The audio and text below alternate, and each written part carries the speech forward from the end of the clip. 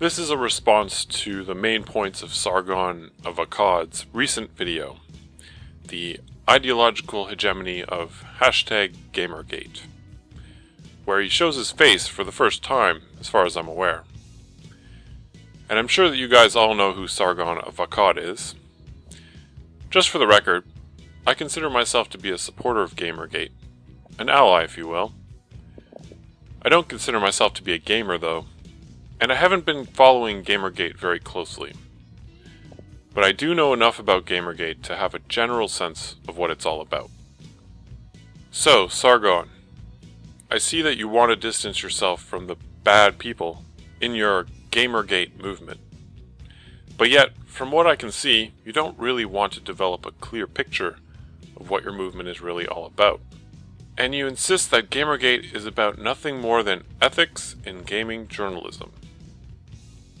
You already do know a few things that GamerGate is not about. You know that it's not about harassing women online, for example. And you know that it's not about any of the things that the mainstream media is claiming it's about. But how do you really know what your movement is not about if you don't really know what your movement is about? I understand that you want a really big tent of supporters. The more the merrier. And so to have that, you want to make your movement about nothing, essentially. Because if it's not about anything tangible, then there's nothing for people to object to or disagree with. So that might seem like a good thing, except that it also means that there's no point to it, no vision, no plan, no solutions. And it also means that you can't exclude anyone from your movement, because you have no conceptual basis for exclusion or inclusion. You also want to draw a clear line between ethics and ideology, so that you can unite people by focusing on ethics and ignoring ideology. I think that this is very naive. Ethics and ideology are separable to an extent, but they're also intimately linked. And I'm going to show you how I think they're linked in this video. I understand that you want to distance yourself from the most ethically challenged people in your GamerGate movement. So let's not even call them people, let's just call them pigs and weasels. You don't want to be associated with these pigs and weasels, and you also don't see how these pigs and weasels could possibly benefit your movement or any movement. You want to protect your own reputation and also the reputation of your movement, but you don't want to exclude anyone. So here's my recommendation. Rather than worrying too much about the pigs and weasels, try focusing instead on what you think your movement is really about, what you like about it, and why you joined it in the first place. And try to characterize it in a way that accurately represents the bulk of your movement. Not everyone, but the bulk of it. And also highlights its distinctiveness. GamerGate cannot just be about ethics and not ideology, because ethics, ideology, and personality are all tightly interconnected. Freedom of speech is itself an ideological commitment, for example, and diversity of opinion is also an ideological commitment. But there's much more to it than that. The moral realm is tied to both the social realm and the realm of objective facts. The radical feminists and social justice warriors are what they are in part because they have neglected the realm of objective facts.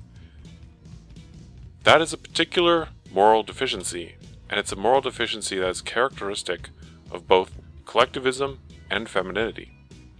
You're dealing with moral, ideological, social, and psychological variables all at the same time, not just one or the other.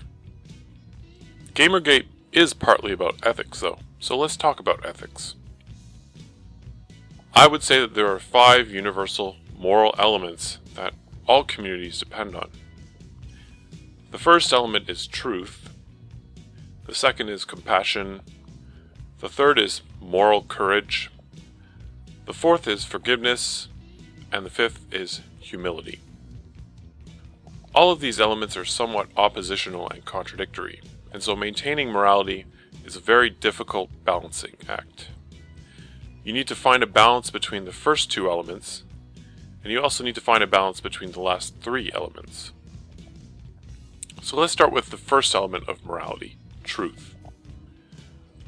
All of the world's religions that I'm aware of place this value at the core of their faith.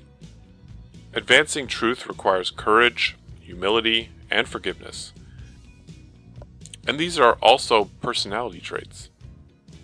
It takes courage to speak truth to power, and it also takes humility to admit what you don't already know and to admit that you could be wrong, and it takes forgiveness to forgive people who have been wrong in the past. Postmodernists tend to get part of this, the pessimistic part. They recognize how difficult the search for truth often is, and they force people to be humble in their search for truth. But because they lack balance, they often discourage people from searching for the truth in the first place, and they devalue truth and the entire realm of facts, preferring to focus instead on the social realm. Modernists also get part of this, the optimistic part. They know that truth is valuable, and that it really exists, and that if you make a courageous effort, you can grasp it.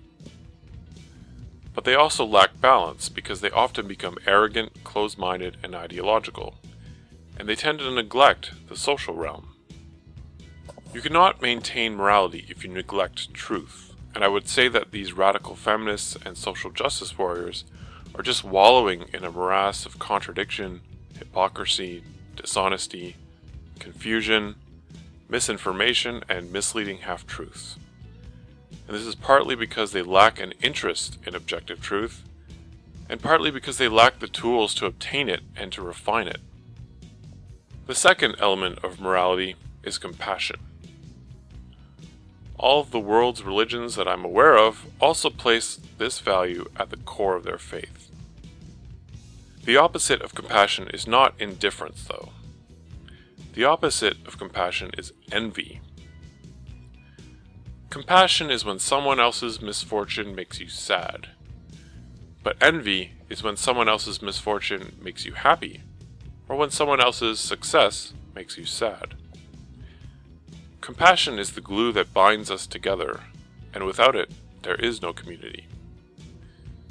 It's also important to consider the fact that men tend to be more outwardly competitive on the surface and more friendly deep down, whereas women tend to be more friendly on the surface, but more competitive deep down. Social justice warriors preach a lot about the importance of compassion and empathy, and they downplay the importance of truth. And they seem to be driven by envy and hatred and a mistrust of anyone who disagrees with them. But there are still three more elements to go over. The next three elements deal with reciprocity and also how we individually and collectively advance and maintain morality. The third element is moral courage. We have to proactively solve our own moral problems. God won't do it for us.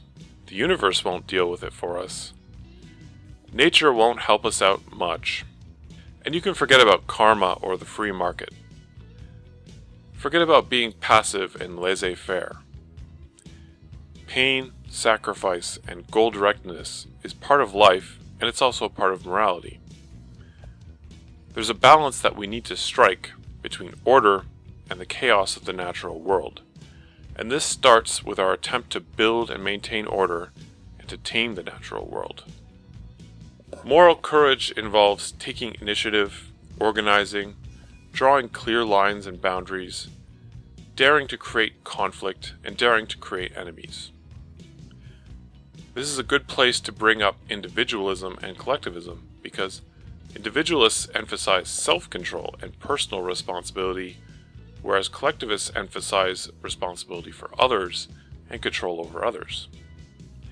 Individualists generally believe that if you work on improving yourself first, others will benefit indirectly, that if you protect the interests of each individual, the group will benefit indirectly, and that individuals make much better decisions than groups do. Collectivists, on the other hand, believe in working on others first because this gives the self a sense of purpose and meaning, and they focus on holding people responsible for the actions of others. They believe that without the benefit of belonging to a group, individuals will suffer, and so the interests of the group must take priority. They also believe that people should be judged according to how they contribute to a group versus how they benefit from belonging to that group. And they also tend to believe that the group's opinions and decisions are more valid than any individual's opinions or decisions. Childcare is one model that collectivists base their assumptions and beliefs on. Individually, collectivists are weak, cowardly, and disorganized, but as a group, they are the exact opposite. It is clear to me that radical feminists and other social justice warriors are collectivists. Collectively, they're morally courageous, but as isolated individuals, they're total moral cowards. They may seem bold, aggressive, and rebellious, but their actions are much better explained by fear and conformity and loyalty to their group. It may seem like a problem of too much moral courage, but it's actually a problem of a lack of individual moral courage, and this in turn stems from an imbalance between truth and compassion, because their moral courage is focused more on promoting compassion than on promoting truth, such that their individuality is severely compromised and they become sheepish conformists. The next two elements act as a counterbalance against moral courage. The fourth element is forgiveness. People also need to feel a positive incentive to improve. You need to be able to forgive people who change their ways. The punishment should always be proportional to the seriousness of the crime.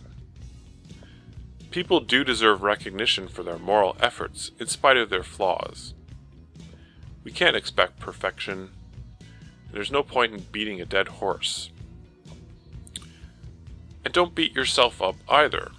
Don't give up on yourself. Don't become chronically depressed or suicidal. Instead, have a little hope and a little faith. The problem with the internet is that the internet is not very forgiving.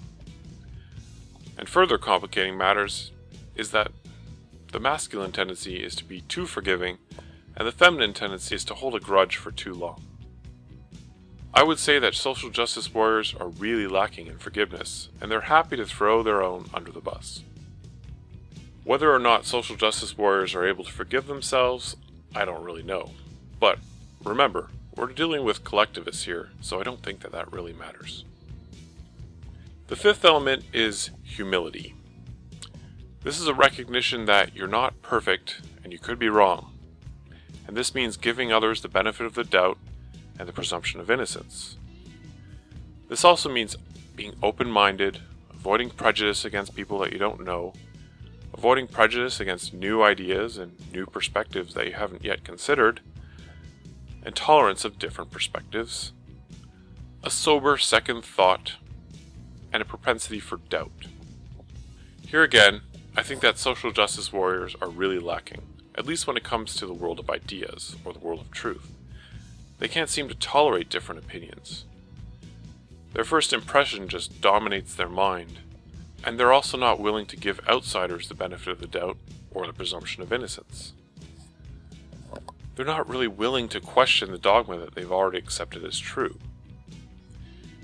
They talk a good game about the importance of humility and diversity and being open, but they don't consistently apply this to the realm of ideas, and when it comes to people, they're quick to dismiss and reject people who don't conform to their own norms. Without all 5 of these pillars of morality, the entire structure crumbles. But the most fundamental and important pillar is truth. So to summarize, in order to have a movement, you really need to have solutions. In order to have solutions, you need to understand the problem that you're dealing with. I would say that the problem that you're dealing with is ideological, psychological, and ethical. Truth and objectivity is seriously lacking with SJWs, and without truth, you've got nothing. You've got no morality. SJWs are a product of a lack of the basic tools necessary to promote truth, and so they've lost their grip on reality. They're focused instead on appearances, popularity, impression management, money, status, and what other people are saying about them, and what other people might say about them. The first casualty of war is the truth, and because the social justice warriors seem very aggressive and dishonest, it might seem like they're actually warriors, but I don't think they're actually warriors. It seems to me as though they're fighting for their own lives. They're fighting for survival. They're only concerned about safety, safety from criticism, and safety from being ostracized. And they attack others in order to deflect criticism from themselves. They project negativity onto others in order to take negative attention away from themselves. They do not need to muster up any courage. In fact, they're giving in to their own fear and choosing the path of least resistance, despite what they might believe about themselves. Collectively, they do have a lot of moral courage, and that's why they're so influential and so feared. But individually, they're moral cowards. They can't speak truth to power. The SJW ideology also seems to actually promote envy, while at the same time pretending to promote compassion and humility. They rationalize away their envy because they claim it's okay to hate privileged people. They allow themselves to smile at the misfortune of others, and they allow themselves to wish for the misfortune of others. They have a very limited capacity for forgiveness. If you make one little mistake, you might pay a permanent price for it, even 10 years after the fact. The internet does not forgive or forget. You can even be thrown under the bus just for doing or saying something completely normal. They also preach about humility and tolerance, but they don't really practice it. Now, I haven't mentioned anything about freedom and freedom of speech in particular. You might think that freedom doesn't really fit into a moral system, because it doesn't really seem to. But it does actually, because freedom is one of the tools that I was talking about. Freedom of speech is a tool that actually promotes and protects truth over the long run. If it wasn't for that, then there wouldn't be anything special about freedom of speech at all. So for everyone who advocates for freedom of speech, understand that what they're actually advocating for is the truth. For people who don't believe in truth, or who don't understand the dynamic nature of truth, or who don't see the value in truth, they will inevitably find themselves opposed to freedom of speech. The same could be said for privacy. Lots of people value privacy, and the reason that we value privacy is because we value the freedom that privacy provides, which in turn promotes truth. So in conclusion, yes, GamerGate is about ethics, but it's also about ideology, freedom, and most importantly, it's about truth, and all of the tools that are needed to promote truth.